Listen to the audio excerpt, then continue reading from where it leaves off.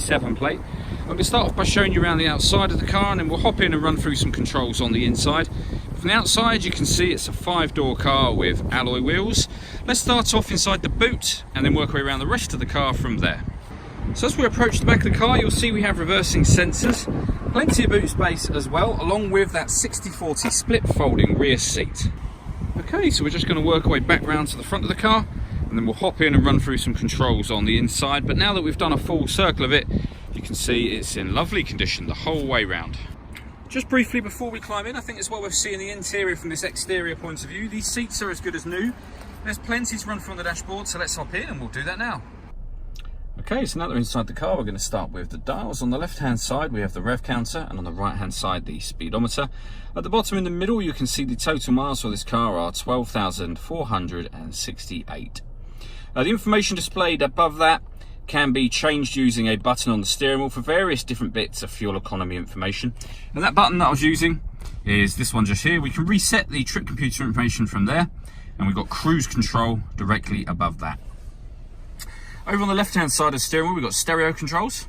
We've also got the ability to answer and end phone calls, and we have voice activation for the phone. So hit that button, ask it to dial anyone in your contacts list, and it can do that for you without you having to take your phone from your bag or pocket.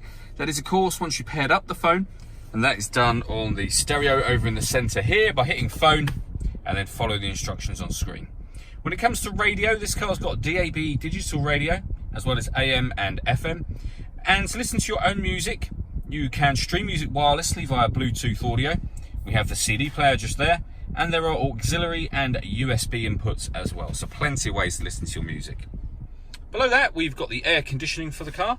So this dial will determine where within the car the air is being distributed. The fan speed is changed on this one, and then the temperature on the right hand side here. Hit that button to turn the air conditioning on or off.